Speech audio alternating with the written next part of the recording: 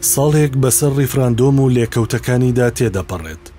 ڕەنگە ئێستا لە هەموو کاتێک باشتر بێت بۆ ئەوەی بە تێڕوانینێکی بابەتیەوە تەماشای بکەین و هەڵی بسەنجێنین و خۆشمان دوور بخەینەوە لە تەرەفگەری. سەیری ڕووداوەکانی پێش و پاش ڕیفراندۆم دەکەین و لە دەرەنجامەکانیشی ڕادەمێنین. ڕیفراندۆم شێوەیەکە لە شێوەکانی گوزارشکردنی گەلان لە مافی چارەی خۆنووسین. لە کۆتایی هێنان بە داگیرکاری و ژێردەستەیی و بەدەستهێنانی سربەخۆیی یاخودمانەوە لە ناو چوارچێوە و قەوارەیەکی دیاری کراودا. گەلی کوردستان وەک گەلێکی 40 ملیۆن کەسی ژێردەستەی ناوچەیەکی گەمارۆدرا و بەئاگر هەمیشە بە حەقی خۆی زانیوە دەرفەتێکی بۆ بڕەخسێت بۆ پەیڕەوکردنی مافی خۆی لە بڕیاردان لە چارەنووس و لەو پێناوەشدا ڕووبارێکی درێژ خوێنی بەخشیوە و کۆششی ڕۆڵەکانی بەگەڕ خستووە. دایان دۆکیومنت و بەڵگەنامەی یاسایی و نێودەوڵەتی هەن کە ڕەوایی دەدەن بە ڕیفراندۆم یان جۆرەکانی تری گوزارشکردن لە تێڕوانینی میلەت و گەلان و هەڵبژاردننی ئایندە بە گەلی کوردستانیشەوە.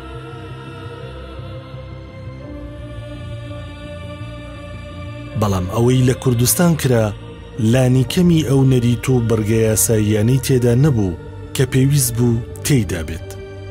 لە مادەی 55 پەیماننامەی نەتەوە یەکگرتوەکاندا هاتووە وەک خواستێک بۆ زەمینەسازی سەقامگیری و خۆشگوزەرانی تا پەیوەندیەکی دروست و ئاسایی لە نێوان گەلاندا هەبێت، ڕێز دەگیرێت لە بنەمای ئاشتەوایی نێوان گەلان بەو جۆرەی کە هەر یەکێک لەو گەلانە مافی هەبێت بڕیار لە چارەنووسی خۆی بدات.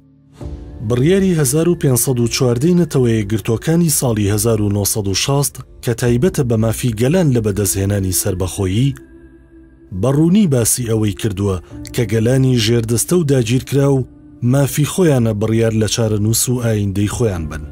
هەرچەندە بڕیارەکە باسی لەوە نەکردووە کە چۆن و بە چ شێوەیەک گەلان ئەو مافەی خۆیان پیادە بکەن. بەڵام ئەمە ڕێگری نەکردووە لەوەی گەلانی ژێردەستە ڕیفراندۆم بکەن. هەروەک ڕێگریشی نەکردووە لەوەی نەتەوە یەکگرتوەکان بە جۆرێک لە جۆرەکان چاودێری و سەرپەرشتی پرۆسەکە بکات تا متمانەی زیاتر بداتە پرۆسەی ڕاپرسیەکە.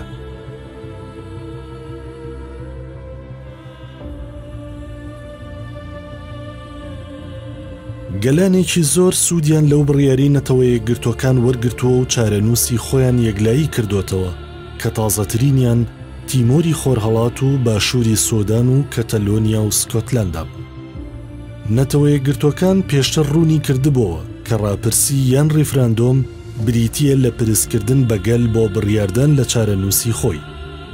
لەو بارەیەشەوە کۆمەڵەی گشتی ئەو ڕێکخراوە لە بڕیاری 637 ساڵی 1952 دەڵێت خواستی گەلان لە ڕێگەی دەنگدانی گشتی یان شێوەیەکی تر یەکلایی دەکرێت کە بڕوا پێکراو بێت و باشترە پرۆسەی ڕیفراندۆمەکەش لە ژێر سەرپەرشتی نەتەوە یەکگرتوەکاندا بێت.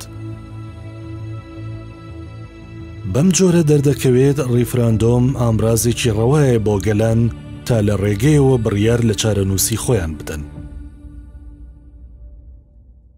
ئێستاش و ئەوساش کەمشتومڕ هەبووە و هەیە لەبارەی ڕیفراندۆمی 25 ئەیلولی 2007ەوە هەرگیز قسە لەسەر بنەماکە نەبووە، بەڵکو لەسەر لێکدانەوە هەڵەکان و بڕیارە نادروستەکان و وردەکاری مەسەلەکە بووە کە دوجاریش بۆ هۆی لە دەستدانی پشتیوانی نێودەوڵەتی بە تایبەتی پشتیوانی زلهێزێکی وەک ویلایەتە یەکگرتوەکانی ئەمریکا.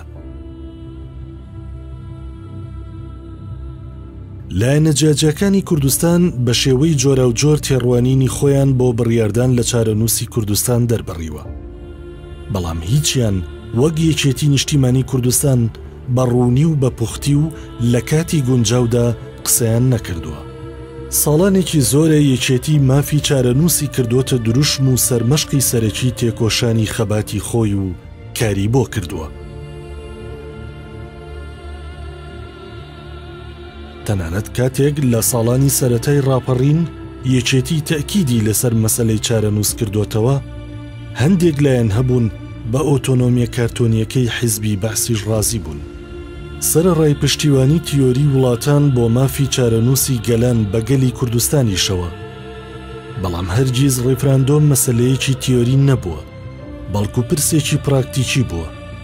جگە لە ڕەوایی مافیگەلان هەمیشە کات و شوێن و ڕەوشی سیاسی و بەرژەوەندی زلهێزە جیهانی و هەرێمایەتیەکان ڕۆڵی یەکلاکەرەوەیان هەبووە. هەر ئەم خاڵەش بوو کە گەورەترین زەبری بە کوردستان گەیاند، ئەویش ئەوە بوو بەهۆی ڕێفراندۆم تکای وڵاتانی زلهێز و تەنانەت نامەی نووسراوی وەزیرانی دەرەوەی ئەمریکا و بریتانیا پشتگوێ خران.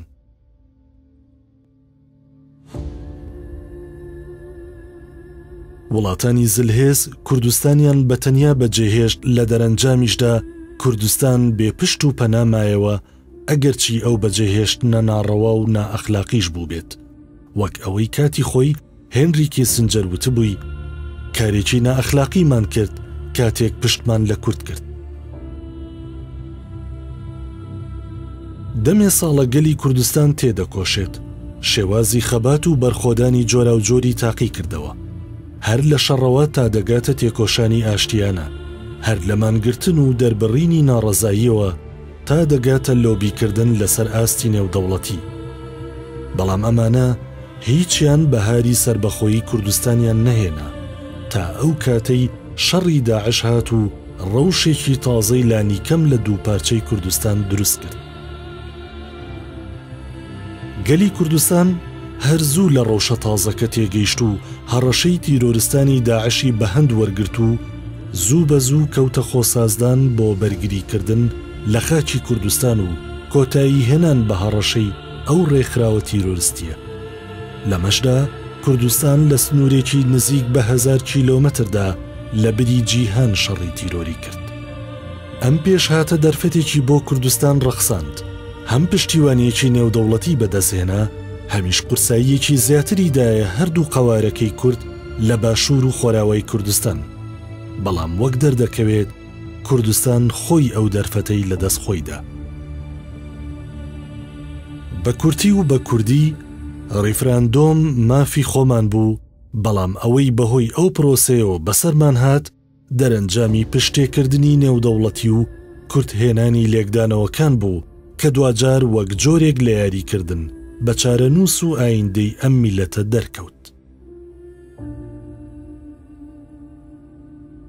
ئەو دەرفەتەی بۆ کوردستان هاتە پێشەوە دوور نەبوو لە مەترسی، هەر وەک دووریش نەبوو لە ئەگەری گەلە کۆمەکی ناوچەی و هەرێمایەتی. بەڵام کوردستان بە بەهێزی و یەکگرتوویی ڕوبەڕووی هەڕەشە و مەترسیەکان بۆەوە تا ئەو کاتەی بەهۆی خراپ خوێندنەوە و لێکدانەوەی هەمەلایەنی ڕەوشەکەوە ڕەوشەکە ئاراستەیەکی تری وەرگرت. دەستەبژێری سیاسی و هێز و لایەنە سیاسیەکانی کوردستان لە پارچە جاجەکانی کوردستان بەخۆ کەوتن و بە یەکگرتووی و بە بەهێزی بەرپەرچی داعشیاندایەوە. بەڵام ئەو کاتەی مەترسیەکان کەم بوونەوە کوردستان کەوتە بە هەڵە لێکدانەوەی ڕەوشە تازەکە کە دوجار بۆ مایی ئەوەی کورد بەشێکی زۆری هەژمون و هێزی استراتیجی و خاک لەدەست بدات. دەستەبژێری سیاسی کوردستان بە تایبەت دەستەبژێرە دەستڕۆیشتۆکە بەردەوام بوو لە ڕەواژدان بە پرۆژەیەک کە لە بری ئەوەی ببێتە بەهێزکردنی گەلی کوردستان دوجار بۆ مایی لاوازکردنی. ئەوان کاریان لەسەر هەست و سۆزی نەتەوایەتی کرد و لە پرسێکی گرنگی لەو جۆرەدا مامەڵەی گونجاویان نەکرد لەگەڵ پێوەرە نێودەوڵەتیەکان و ڕێنماییە پەیوەنددارەکان لەسەر ئاستی جیهان. بە تایبەتی هیچ پابەندبوونێک نەبوو بەرامبەر بە ڕێنمایی و بڕگە یاساییەکانی نەتەوە یەکگرتوەکان. ئەوان سوور بوون لەسەر قسەی خۆیان و چارەنووسی میلەتێکیان لە قسەی خۆیان پێکەمتر بوو. ئەو دەستەبژێرە وەک چەکێکی بەهێز کەوتە بەکارهێنانی ڕێفراندۆم و مافی ڕەوای گەلی کوردستان.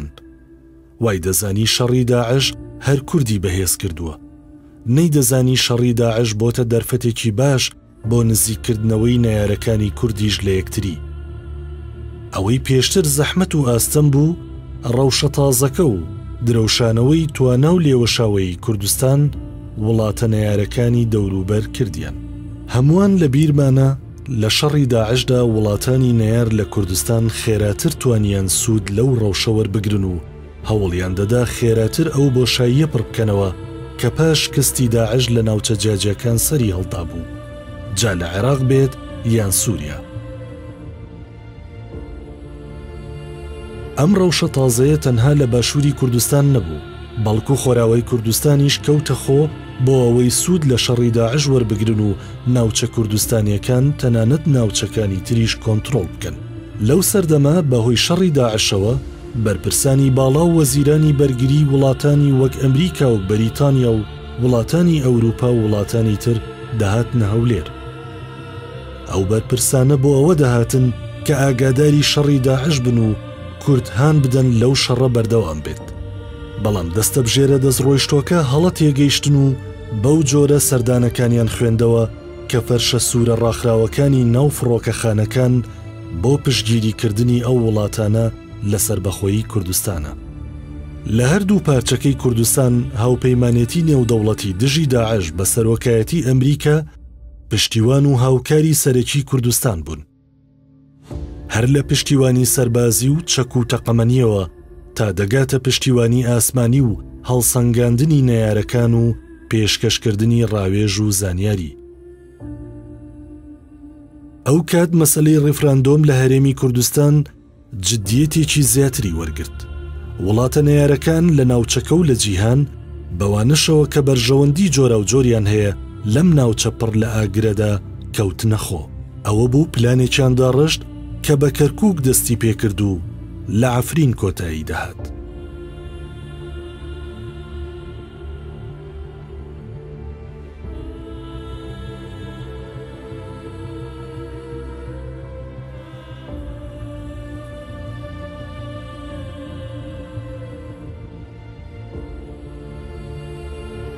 وڵاتانی یار و نەیار دەیان و سەدان مەسجی جۆرا و جۆریان ڕەوانە کرد لە ئامۆژگاریەوە تا دەکاتە پەیام و هەڕەشە. بەڵام ئەمانە کوردستانیان سارد نەکردەوە، بەڵکو سوورتریان کرد لەسەر ئەوەی لە پرۆسەکە بەردەوام بێت. بەڵام تا ئێستا دیار نییە لەسەر چ بنەما و چ زانیاری و پشتیوانیەک کوردستان بەردەوام بوو لە گوێنەدان بە ئامۆژگاری و هەڕەشەکانی وڵاتانی دۆست و نەیار. بەڵام ئەوەی دیارە ئەوەیە کوردستان زەبرێکی گەورەی بەرکەوت. لە سەروبەندی ڕیفراندۆمدا لە کوردستان چەند هەڵەیەکی گەورە کران. لەبری ئەوەی کار بکرێت بۆ هێورکردنەوەی دەوروبەر و وڵاتانی دراوسێ و پەیامی دراوسەیەتی باش بگەێنرێت کەچی کار کرا لەسەر وروژاندنی هەستیاری عەرەبی و ئیسلامی لە ڕێگەی هەڵکردنی ئاڵای ئیسرائیل و بەبایەخەوە باسکردنی پشتیوانی ئەو وڵاتە لە ڕیفراندۆم کە تەنها وڵات بوو پشتگیری پرۆسەکە بکات.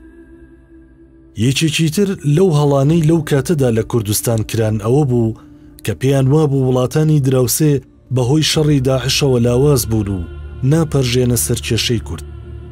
بەڵام وەک دەرکەوت ڕیفراندۆم داعشی کردە پرسێکی لاوەچی و وڵاتانی دراوسەی لە یەکتر نزیک کردەوە و ئەوەی لە دەستیان هات کردیان. بەڵکو بە پێچەوانەوە ئەو دوورکەوتنەوەی لە سەرەتای شەڕی داعشدا لە نێوان وڵاتانی هەرێمایەتی دروست بوو پێچەوانە بۆەوە و ئەو وڵاتانە زۆر لە یەکتری نزیک بوونەوە. لەو کاتەشدا لە ناوخۆی کوردستان دەستەبژێری دەستڕۆیشت و کەوتنە کارکردن لەسەر هەست و سۆزی نەتەوایەتی. هەندێک لایەنی کوردستانی کە تێبینی و سەرنجیان هەبوو لەسەر پرۆسەکە یان ڕاستتر کە تێبینیە ناوخۆیەکان هیچی کەمتر نەبوو لە تێبینیە هەرێمایەتی و نێودەوڵەتیەکان، بۆیە ئەو لایەنە کوردستانیانە ناچار بوون دوای ئەو هەڵە مێژوویە بکەون.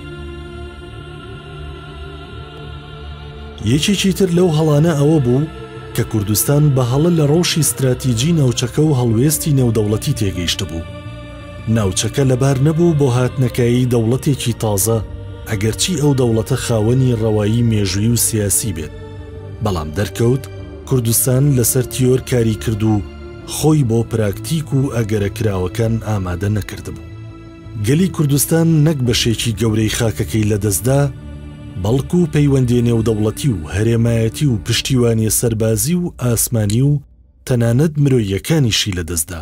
ڕەوشێکی سیاسی و استراتیجی و ئابووری نالەبار ڕووی لە کوردستان کرد. سەرەڕای ژمارەیەکی زۆری ئاوارەی عێراقی و سووری قەیرانی دارایی و دابەزینی نرخی نەوتی بەدواداهات کە کوردستان تا ئەو کاتە نەوتی بە بڕبڕی پشتی سەرخستنی پرۆسەی ڕیفراندۆم دادەنا.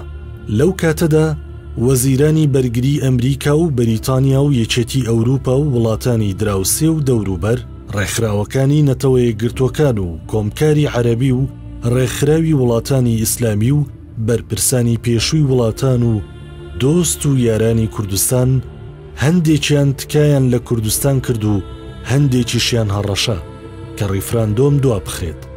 بەڵام نەک بە تەنگەوە هاتن نەبوو بۆ ئەو داوایانە، بەڵکو بەشێکی لایەنە سیاسیەکان شاگەشکە بوون بەوەی تەنها وڵاتێک دڵی خۆشە بەو ڕەوشە کە ئەویش ئیسرائیل بوو.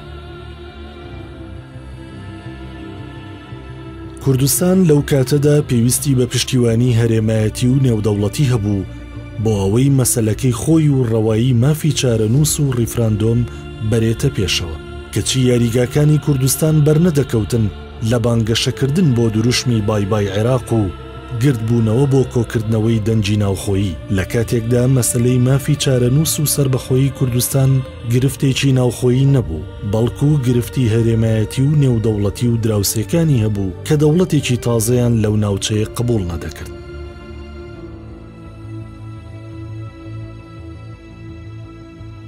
بەداخەوە لەو کاتەوە تا ئێستا ماچینەیەکی میدیایی چاواشەکاری بێدەربەست سوور و بەردەوامە لەسەر بە هەڵەدابردنی خەڵک و تەنانەت دەستە بژێرە سیاسیەکەش. نەک خەڵکیان لە مەترسیەکان وریانە کردەوە، بەڵکو پرسیاریان لە خەڵک دەکرد حەز دەکەیت بە پاسپۆرتی کوردستان یەکەم وڵات سەردانی چۆ بکەیت، یان بە شێوازی جۆرا و جۆر خەڵکی کوردستانیان لە خشتە برد کە پاسپۆرت و بەڵگەنامە ڕەسمی عێراقیەکانیان بدڕێنن. ئەو میدیایانە بەوەشەوە نەوەستان و هەڵوەستەیان لەسەر ئەوە نەکرد کە خەڵک و چارەنووسی کوردستانیان ڕۆبەڕووی چه هەڕەشە و ئایندەیەک کردوتەوە. لەو کاتەوە تا ئێستا بەردەوامن لە ئاوەژووکردنەوەی ڕاستیەکان و بەلاڕێدابردنی ڕەوتی ڕووداوەکان. وڵاتانی جیهان بە تایبەتی وڵاتانی هەرێمایەتی و دراوسێ کەوتنەخۆ بۆ شکست پێهێنانی ڕیفراندۆمی 25 ئەیلولی 2017 کوردستان. هەوڵی زۆر درا لەلایەن دۆستانەوە کە ڕیفراندۆمەکە نەکرێت تا دەرەنجامی خراپی لێ نەکەوێتەوە، بەڵام ڕیفراندۆمەکە کرا. وڵاتانی دراوسێ کەوتنەخۆ بۆ داڕشتنی پلانی جۆرا و جۆر، لەوانە داخستنی سنوور، کۆکردنەوەی هێز، مانۆڕی سەربازی هاوبەش و داخستنی فڕۆکەخانەکان و گەماروی دیپلۆماتی و ڕاگرتنی پرۆسە هاوبەشە سەربازیەکان دژی داعش و دەیان ڕێوشێنی تر. سەرۆکی ئەرکانی سوپاکانی عێراق و تورکیا و ئێران کۆبوونەوە و لەسەر وردەکاری پلانەکان و چۆنێتی جێبەجێکردنی ڕێککەوتن. کۆتایی هاتنی پرۆسە سەربازیە گەورەکانی عێراق دژی تیرۆریستانی داعش لە نزیک کەرکووک ڕەوشێکی تازەی هێنایەکایەوە. هەڕەشەکان لەسەر کەرکووک و ناوچەکانی تر ڕوویان لە زیاد بوون کرد. یەکێتی نیشتیمانی کوردستان زوو لە ڕەوشەکە تێگەیشت و داوای کرد ئەگەر ڕیفراندۆم بشکرێت با لەو ناوچانە نەکرێت، بەڵام دوجار ڕیفراندۆم ئەو ناوچانەشی گرتەوە. ڕیفراندۆم بەبێ پشتیوانی بەهێزی ناوخۆیی، بەبێ پشتیوانی هەرێمایەتی و نێودەوڵەتی، بەبێ پاڵپشتی استراتیژی و ئابووری و سیاسی بەڕێوەچوو. ڕووداوەکان خێرا تێپەڕین و تا دەهات قەبارەی پیلانجێڕی وڵاتانی دراوسێ بە پشتیوانی وڵاتانی تر دژی کوردستان و بەتایبەتی کەرکووک کە پێگەیەکی استراتیژی و ئیعتیباری مەزنی هەبوو گەورەتر دەبوو. وڵاتانی نەیار ڕەوشە تازەکەیان بە ڕەوشێکی نمونەیی دادەنا بۆ خۆیان. بۆیە سەرەڕای تێبینی و سەرنجەکان و کارکردن لەسەر هەست و سۆز و عاتیفەی نەتەوایەتی دوجار ڕیفراندۆم لە 25 ئەیلول بەڕێوەچوو. ئەمەش لە کاتێکدا بوو کە تا چەند سەعاتێکیش پێش پرۆسەکە هێشتا یەکلایی نەبووە کە ئەو پرۆسەیە دەکرێت یان نا، چونکە تا ئەو کاتەش هەندێک لە دەستەبژێر و سیاسەتمەدارانی کورد پێیان وابوو ئەوەی دەکرێت ڕۆڵێتێکی ڕووسیە.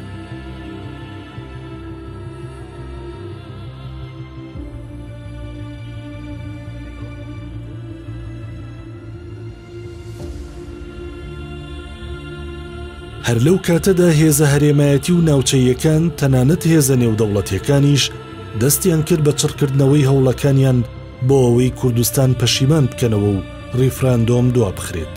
بۆ ئەوە چەندین بەڵێنیان بە کووردە کە لە بەغدا و شوێنی پێویست کار بۆ کورد و مسۆگەرکردنی ماف و خواستەکانی بکەن، بەڵام ئەوە بوو کە ڕیفراندۆم کرا و جۆ لە ئامۆژگاری و پەیام و بەڵێن و هەڕەشەکان نەگیرە.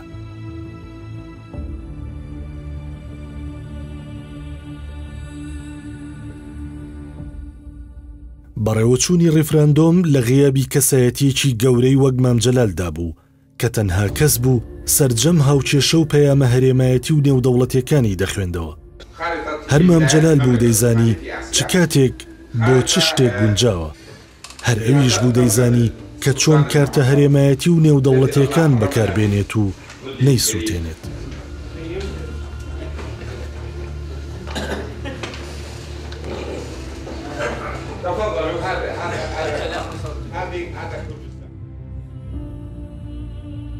ئێمە دەبێ هەڵ نەچین، حەماس نەمانگرێ، شعارەتی شۆڤێنی نەدەین، پاشان دەبێ ئێمە شتێکە بکەین، دەبێ ئێمە هیچ وەختێک ڕەدی فعلێکی شۆڤێنیمان نەبێت. دێ دەڵێ کەرکووک تورکمانە پێ بکەنە، ڕێکا کەرکووکی کورد و عەرەب و تورکمان هەمومانە بە قسەی تۆن دووتیش دەیدۆڕێنین، بە زمانی گوڵەکە قسە بکەن دایمە. بێتگەلەوە بەڕاستی دەبێت بەکردەوەش بەعزە علاقاتی ئیجتیماعی سەقافی ڕاضی بژێنینەوە. خوشک برانی خۆشەویست ئێمە بە زۆر ناتوانین خەڵک لەگەر خۆمان بێنین بژێ، یعنی حتا ئەگەر ئێمە سبەینی ئیشاڵا ئەو جێبەجێ دەکەین ئەمساڵ کەرکووک تەبیعی بۆ بووینە 165 ئەبێ حسابێک بۆ 135ەکە بکەین. ناکرێ برێن ئەمانە وەکو عەرەب دەیکرد بە زۆر یا وەکو تورک دەیکرد لە وڵاتی خۆی بە زۆر دەکەین. ئەبێ هەوڵ دەین بە قەناعەت، ئەبێ هەوڵ دەین بەکردەوە واب لە تورکمان و عەرەب بکەین کە ژیانیان لەگەڵ کورد خۆشترە، ئاسوودەترە، بەکەلکترە بۆ ئەوان، پڕ لە ئازادی و دیموکراسی و خێر و بێرترە. ئەوە بوو لە دوای نەمانی سێبەری مام جەلال لە بەرەبەیانی 16 ئۆکتۆبەری 2017 بەپێی پیلانجێڕیەکی هاوبەشی تورکیا و عێراق و ئێران هێرش کرایە سەر کەرکووک و پێشمەرگە و کورد ڕوبەڕووی شەڕێکی نابەرامبەر کرایەوە کە لە کەرکووک دەستی پێکرد و درێژ بۆ عەفرین لە خۆراوای کوردستان. ئەو هێزەی لە بەرامبەرمان بووە هێزێکی نابەرامبەر بووە و ئێمە لە ڕووی تەقەمەنی و ئاگرەوە زۆر زۆر زۆر لەوان کەمترمان پێ بووە. ئەم ڕاستیەمان پێشتر بە مەسوولەکانی خۆمان گوتووە، بە فەرماندەیی گشتی گوتووە، بە وەزارەتی پێشمەرگە گوتووە، داوای تەقەمەنیمان کردووە، داوای چەکی ئالیاتی نوێمان کردووە. بەو تەکنەلۆژیا نوێی عێراقەوە ئێمە هێزەکەمان بوو بە هێزێکی نابەرامبەر، بۆیە ئەو لیوایەنە دوای 4 سەعات شەڕ نێپەرگەیان نەگرت شکان. ئێمە ناچار بوون لیواکانی تریش بە سەلامەتی بگەڕێنەوە قەراغی شار بۆ ئەوەی بەڕاستی تووشی شکست نەبن. دوای ڕیفراندۆم دۆست و یار و نەیارەکان کەوتنە خۆ، ئەوان داوایان دەکرد پرۆسەکە هەڵبوەشێنرێتەوە و ئەنجامەکەشی سڕ بکرێت. ئەوەش دوایین ڕێگر بوو کە پەنا نەبرێتە بەر چارەسەری سەربازی، بەڵام ئەم جارەش ئیحراجی و هەست و سۆزی نەتەوایەتی وروژێنرایەوە بەرامبەر چارەسەرێکی دیپلۆماتی کە ئەوەش کوردی خستەوە بەرزەبری پیلانجێڕیەکی هاوبەشی سێ وڵاتی هەرێمایەتی. هەرچەندە پیلانجێڕیەکە تۆکمە و بەهێز بوو دژی کوردستان و کەرکووک، بەڵام دیپلۆماسیەتی یەکێتی کەرکووکی پاراست، هەر یەکێتیش بوو لەو شارەمایەوە و لەگەڵ خەڵکەکەی ژیە بۆ ئەوەی هەستێتەوە و چیرۆکی خۆڕاگری و زاڵبوون بەسەر پیلانجێڕیەکان تەواو بکات. کاتێکیش قسە لەسەر کەرکووک دەکرێت دەویسترێت قسە لەسەر شەنگال و ناوچەکانی تری سنووری قەڵەمڕەوی مادەی 140 نەکرێت. لە کاتێکدا لە کەرکووک بەرگری کرا و پێشمەرگە بە خوێن چیرۆکی بەرخۆدانی نووسیەوە، بەڵام لە شوێنەکانی تر بە تایبەتی لە شەنگال هەموو ناوچەکان بۆ هێزە عێراقیەکان چۆڵکران. فەرماندەکانی هێزە کوردیەکان ئەو کات بەڕوونی وتیان شەڕەکەی نێوان هێزە عێراقیەکان و پێشمەرگە نابەرابەر بوو. هێزە عێراقیەکان پشت ئەستور بوون بە هێزە تورکی و ئێرانیەکان، بەڵام لە کەرکووک پێشمەرگە بەرگری کرد.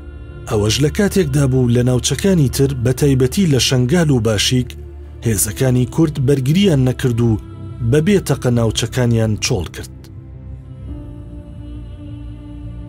وڵاتانی دراوسێ پیلانجێڕیەکی گەورەیان دژی کوردستاندا ڕشت کە نەک تەنها باشووری کوردستانی گرتەوە، بەڵکو خۆراوەی کوردستانیش بەشێک بوو لە پیلانجێڕیەکە کە دوای تێپەڕینی ساڵێکیش هێشتا کاریگەری لەسەر ئەو پارچەی کوردستان بەردەوامە.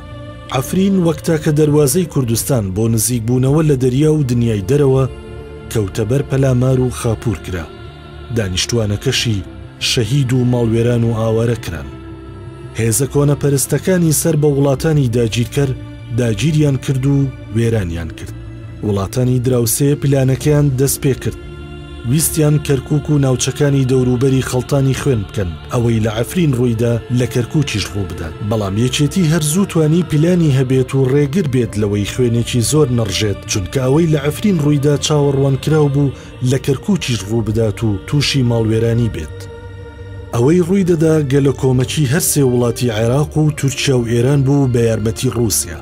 ئەو گەلە کۆمەچیە لە عەفرین بۆ ماوەی نزیکەی 6 ڕۆژ بەردەوام بوو. پلانجێڕێکە لە عەفرین سەری گرت، بەڵام لە کەرکووک بەهۆی یەکێتیەوە بۆیان نەچۆ سەر. لە عەفرینیش هاوشێوەی کەرکووک کورد تووشی شەڕێکی نابەرابەر بوو.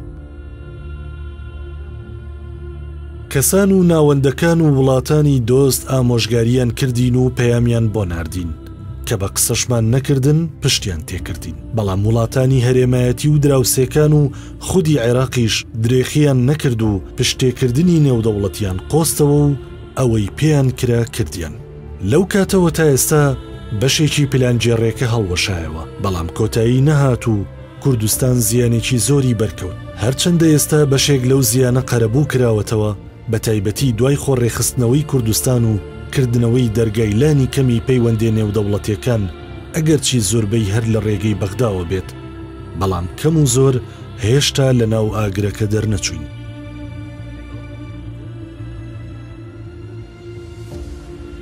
چیرۆکی کوردستان بۆ بڕیاردان لە چارەنووسی خۆی بەردەوام دەبێت. ئەگەرچی ساڵێک بەسەر ریفراندۆمدا تێدەپەڕێت و کورد زیانی زۆری بەرکەوت، ئەوەمان درایەوە بەجۆدا کە ئێستا کورد لە سەردەم و گەمەیەکی نوێدایە. دەبێت نێوماڵی خۆی ڕێک بخاتەوە و لە نێوان پایتەختەکاندا پلان و تێڕوانین و وێنەیەکی نوێی واقعیانە بۆ مافی چارەی خۆنووسین دابڕێژێتەوە. چونکە ریفراندۆم جارێکی تر هێناینەوە ئەوەی کە تەنها دۆستی کوردەکان شاخەکانن.